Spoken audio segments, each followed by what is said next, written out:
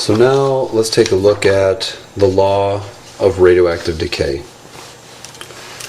So the law of radioactive decay is where we will need to solve problems. The equations that you looked at, those are relatively simple. It's not complicated math. You simply match up the A and the Z numbers. It's not too difficult to do. Law of radioactive decay is a little more difficult. So the technical definition of the law of radioactive decay is that the rate of decay is proportional to the number of atoms present that have not yet undergone decay. So what this means is that the rate of decay decreases as there are less of the atoms to decay, because of course once they decay, that's it. Then you have a smaller number of atoms still present who can undergo the decay, and so the rate at which it's occurring is decreasing. The decay process itself is actually a completely random process, so we should actually underline that word, random. It's a random process. So it's very much like flipping a coin. You cannot predict with absolute accuracy when an atomic nuclei will decay. This is very much like when you try to predict what will happen in a coin toss. Statistically, you know that there's a chance, 50% chance, that it will come up heads or tails, but there's no way for you to predict for a specific coin toss whether it's going to come up heads or tails. I simply know that statistically I have about a 50% chance for each. So even though I can't predict a single coin toss, if I were to conduct a very large number of coin tosses, I would find that my prediction for the number of heads and tails will be more accurate. So the larger the sample is, the more accurate that I will be in terms of predicting how many heads and tails will come up. So for example, 10 coin tosses is likely to produce 5, but it might be off a little bit, a little high or a little low. 100 coin tosses is even more likely that it will produce exactly 50 heads. Could be a little more, could be a little bit less, but statistically I have a better chance of producing 50 out of 100 than I do 5 out of 10. I might have an unusual run where I get 7 or 8 heads in 10, but by using 100, I'll find that they'll tend to average themselves out a little bit more. I might have a run of heads, but then I'll also have a run of tails. If I do 1,000 coin tosses, then I'm even more likely to hit that 50% mark and get about 500. Not exactly 500, but certainly much closer. Even if I had a run of, say, 30 heads in a row, it's also a good chance that I would have a run of 30 tails in a row. And so with enough coin tosses, 1,000, those little runs of having an unusual number of heads or an unusual number of tails in a row, those tend to kind of average themselves out as the samples get larger and larger. So statistically, the larger the sample, the more confident that I would feel about my ability to predict how many coin flips will result in heads or tails. And similarly, I feel more confident about the radioactive decay process. This is basically how radioactive decay works. Radioactive decay is simply a statistical process. We can't predict individuals, but if I have a large sample, I can actually make a very accurate prediction of how long it will take for those particles to decay away. So as a result of this random statistical process, we end up with this concept of a half-life. And a half-life it's very simply, it's the interval so that at the end of that time period, half of the radioactive atoms will have decayed, regardless of how many we started with. And obviously, if half of them have decayed, then half of them are still left. And regardless of how many we start with, the amount of time it takes for half of these particles to decay away will always be the same. In other words, if I started with 100 and I measured how long it took to go down to 50, I would find that gave me the same amount of time as if I went down from, say, 20 to 10 atoms.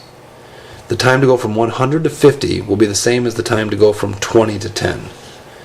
The amount of time for half of the sample to decay away is a constant value.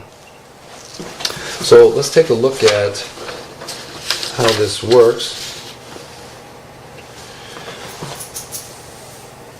So if I start with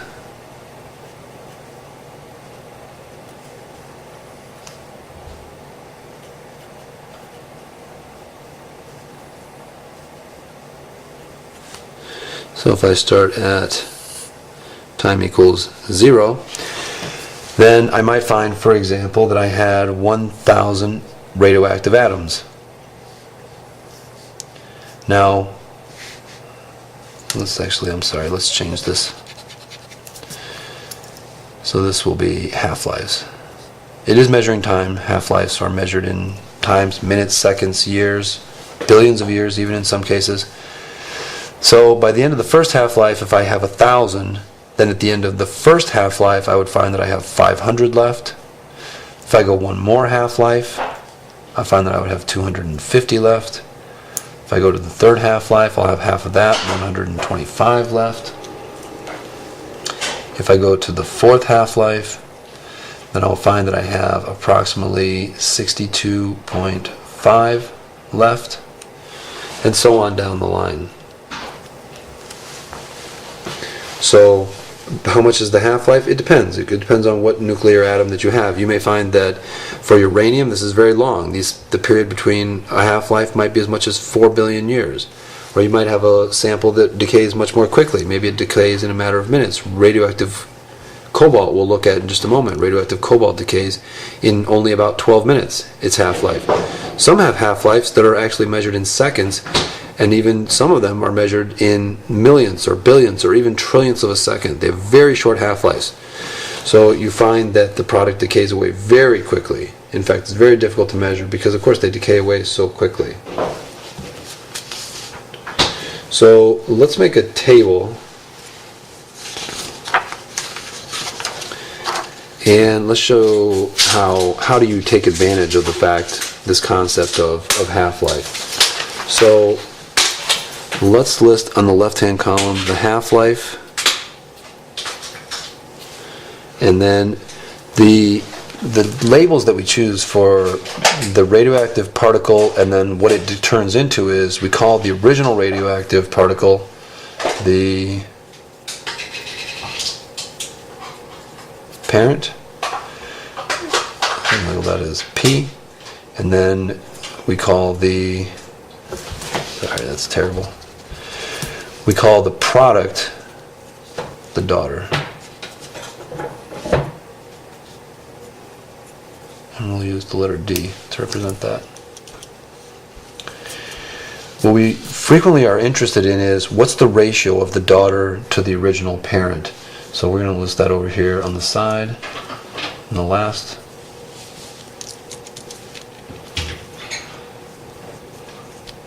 So this is going to be the D to P ratio. So let's see how many half-lives we can fit.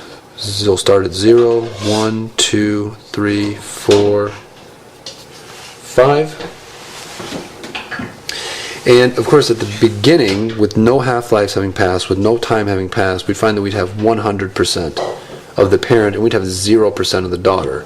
So the daughter divided by the parent, that would be a ratio of 0.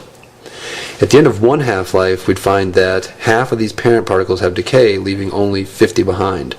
What happened to those 50 that decayed? They turned into daughter product. Now 50 divided by 50 is a ratio of 1. At the end of the next half-life, half of the remaining atoms, half of the remaining 50, will decay, leaving only 25. What happened to those 25 that are missing between here and here? They also turned into daughter. So now I have the original 50 plus another 25 to give me 75. And 75 divided by 25 is a 3-to-1 ratio. One more half-life goes by. We're on the third half-life. Half of these are gone. So now I'm down to only 12.5% of the original amount. What happened to the 12.5 between here and here? It went over to the daughter product, so I now have 87.5% daughter product, and 87.5 divided by 12.5 is approximately 7. It's a 7-to-1 ratio. What happens to this guy? Again, half of the particles decay away in the next half-life. So we're down to 6.25. That 6.25 has come over to here to give us 93.75. Then if I divide 93.75 by 6.25, I end up with a 15-to-1 ratio. And we'll go just one more time. If I cut this guy in half, I'm down to only 3.125, and that gives me 96.875% is in the daughter. That is now a 31-to-1 ratio. What ultimately ends up happening is, at the end of the 7th half-life, we're under 1%. At the end of the 7th half-life, we're under 1% of the original parent. 99% has been turned into daughter product. So between the 7th and the 15th half-life, you can imagine as we approach the 15th half-life, we're talking about few thousandths of 1%, very tiny amount of the original. At that point, there's not enough of the parent to really accurately measure, and we really can't do much more to figure out how long this sample has been decaying, because we need to have a relatively decent ratio, a relatively decent amount of both the parent and the daughter to be able to know how long that these have been decaying. Now, counting atoms is one way of doing it, but it's actually not the easiest way. It's, of course, very difficult to sit there and try and count the number of atoms. So there's actually an alternate method that's a little bit easier than trying to keep track of how many atoms that we have. And we refer to this as the activity. So the activity of the radioactive sample is, it sort of makes sense, the descriptive word that we choose. Activity is the number of decays that are happening per second. So if there's a lot of decays per second, we'd say this has a very high activity. If there's a very low number of decays per second, maybe not even having one decay per second, we would say that's a low activity. So 1 decay per second is called a becquerel. This is the units for activity. And the unit symbol is capital B, lowercase q. So activity is measured in becquerels. So it turns out that the activity also follows the half-life rule, and that is that as more atoms decay, the activity decreases because, of course, there are less atoms to undergo the decay process. So if I had 100 atoms, I would find that I have a certain number of particles coming off of them. But if I only had 50, of course, I'd have much less particles coming off because there's less particles to undergo the radioactive decay process. So let's go ahead and do an example problem. And because they follow the same half-life rule, I could have used this table to figure out answers to questions about what's happening to the particles as they decay away, or I could use the activity. Activity is equally well. They both follow the same half-life rule. So let's go ahead and use the example that I spoke about just a moment ago, and that is 60 cobalt. And that has a half-life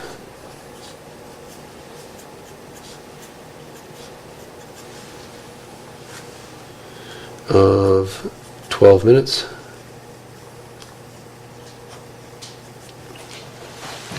And let's say that we have a certain sample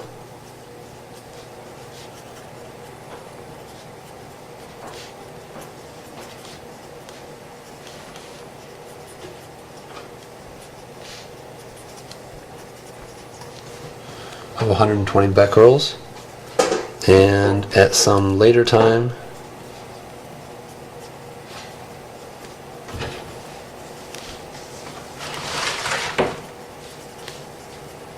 it has an activity of only, let's say, 15 becquerels. The question then would be, how much time passed between these two measurements?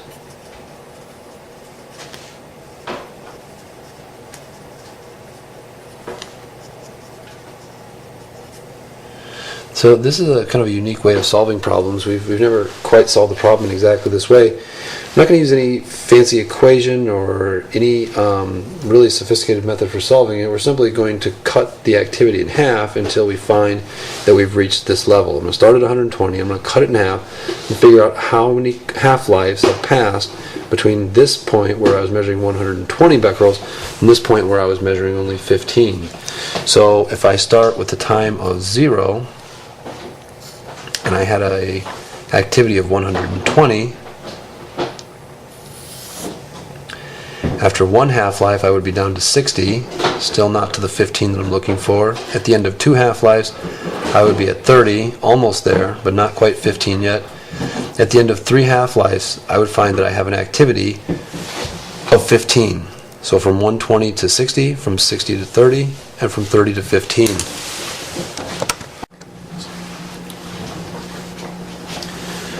So 3 half-lives must have passed for us to go from an activity of 120, cutting it in half, cutting it in half, cutting it in half to reach 15.